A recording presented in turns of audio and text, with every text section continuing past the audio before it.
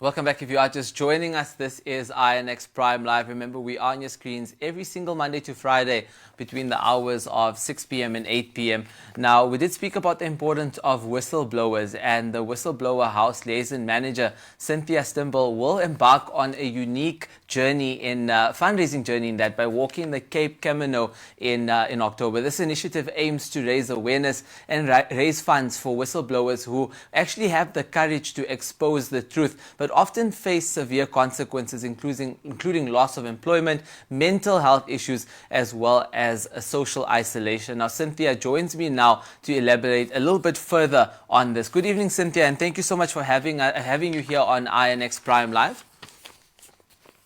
Thank you very much, Eric, for having me. No, it's such a pleasure having you. I just want to get into this conversation now. I mean, some people go out there to do fundraising activities. Some of them, host these cool sports events. Some of them play paddle. You doing something a lot more intense than that. Tell us more about the Cape Camino route and why you've chosen to walk this particular 700 kilometers.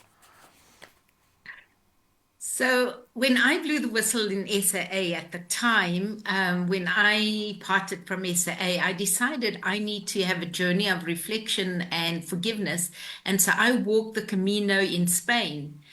And this time, having worked with whistleblowers at the Whistleblower House, I felt that I should walk this journey to share their pain, one, to raise awareness of the plight they're suffering, and two, and then three, raise funds for them because it is a real struggle, the hardships which these whistleblowers face. No, it's very, very true. And we were actually speaking about it a little bit earlier as well. I mean, there's a lot of mental health issues, there's safety issues. There's also social and self-isolation as well in that sense.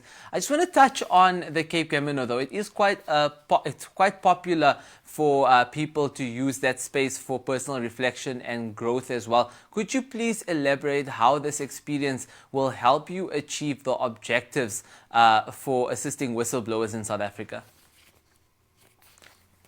So, firstly, what people read in the media about whistleblowers is just about the story of them speaking out. But no one truly understands the implications and the repercussions that these whistleblowers face. So, yes, they've spoken out, but then they receive retaliation and victimization from the organizations, from their colleagues at work, from various people in their social groups.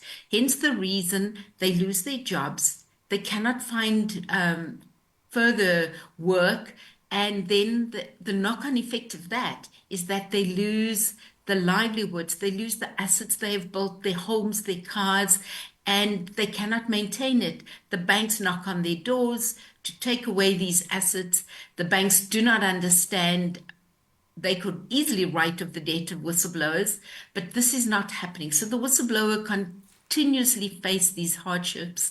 And one whistleblower used the word that they are actually the living dead because they're living to survive, but they can't survive. So all they want to do is truly die because the repercussions, the hardships are so heavy on the whistleblower.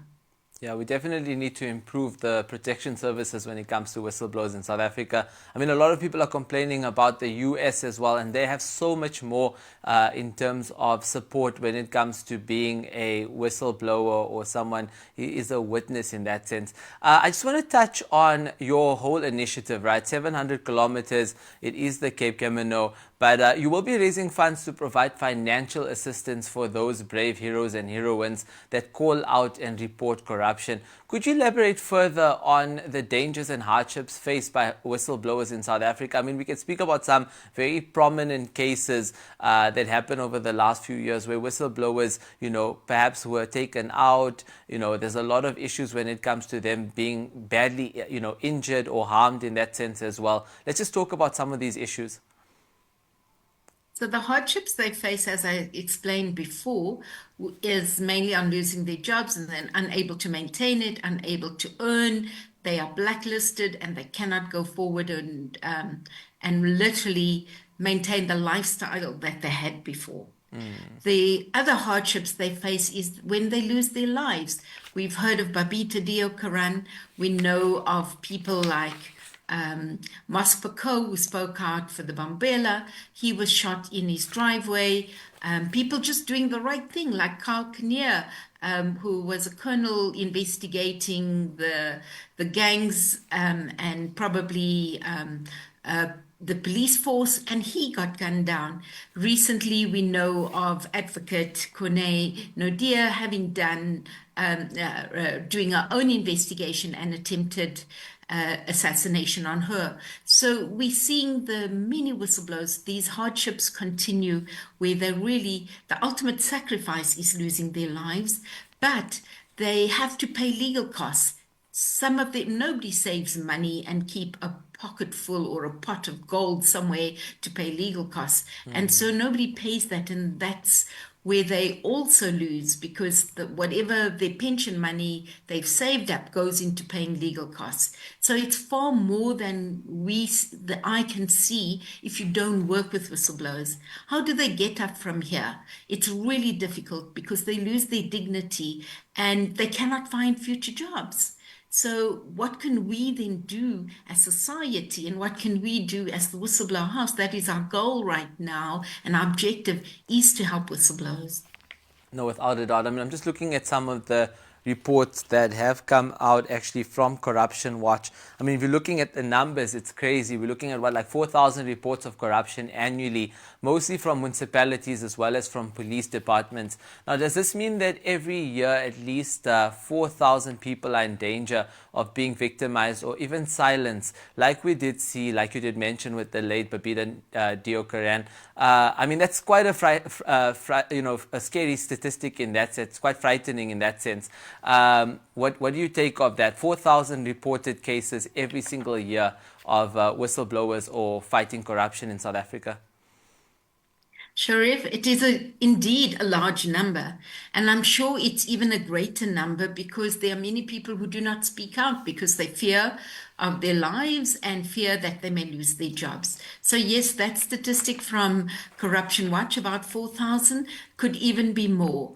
And it shows that how rife corruption is in our country. I mean, we've just come out or read all the events that happen under state capture.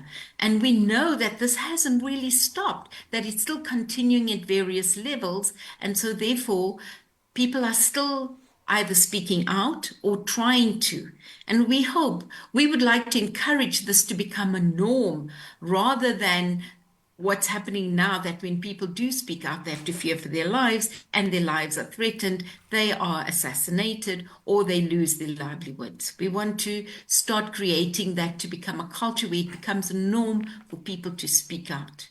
Yeah, without a doubt. I think also just finding a better environment in South Africa where if someone does, obviously whistleblow in a certain organization, then other companies within that industry, sees the value of a person like that and actually wants to employ them over others. I think that would actually be a beautiful thing. But let's just talk about some of the other, very important cases in particular. I mean, we spoke about Babita, but what can you tell us about the plight, faced by Ethel Williams, as well as former Trillian executive Mosilo Mathepu, who are some of the most well-known whistleblowers in South Africa, right? Yes, Ethel Williams had to flee the country and he's now living in the UK, all because he exposed corruption and also senior names that were in government and in business. And he, like Snowden, had to leave his country. So you see, for your own safety, you cannot stay in your own home country. Then people like Mosilo Mathepu from Trillian, as well as Bianca Goodson from Trillian, were the whistleblowers who highlight the various corruption that happened with their company linked to Eskom at the time. And their suffering is that they cannot continue their careers. They're finding it hard to keep a stable job, and they suffered. They suffered trauma. They suffered PTSD, which is post-traumatic stress disorder, which is really harsh on the psyche of any whistleblower. And we, as in the work that we do as Whistleblower House, we're seeing that daily as we speak to whistleblowers, that this is a very real threat to whistleblowers, that your whole physical health is impacted. No, without a doubt. You know, we are getting a lot of comments and questions coming in from social media, and we do have a comment as well from Kerry. She was saying that, you know, she actually walked about, 6 or 7 kilometers, and she was so tired after that, and she just decided she actually needed to sleep for a few hours after that. I know you're doing 700 kilometers. How is your preparation training going so far for that? So I'm walking daily. I'm working full time, so I can only walk in the mornings and evenings. So I'm putting in 5Ks in the morning and some evenings. And weekends I add longer. So I've also joined a running club. So I run the 10K races on a Sunday, and I run the park run on a Saturday, and then I do extra walking over weekends. So and I do some yoga. So I think for now, I think I'm in good shape.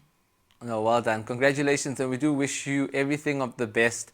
I just want to also know, how can people contribute to the fundraiser? Thank you so much for the question. They must go to our website and donate there. Our website is www.whistleblowerhouse.org. Please go to the donate button for the Walk for Whistleblowers, and we would totally appreciate it. Thank you.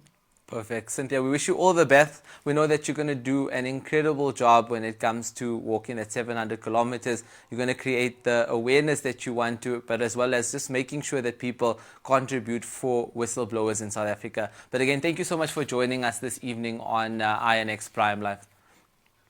Wonderful. Thank you so much for having me. You're most welcome, guys. That is Cynthia Stimpel, who is actually part of the Whistleblower House Liaison. She's actually the liaison manager, just sharing with us the important fundraiser that they are hosting at the Cape Camino in October to be able to raise funds, financial support, as well as exposure for whistleblowers.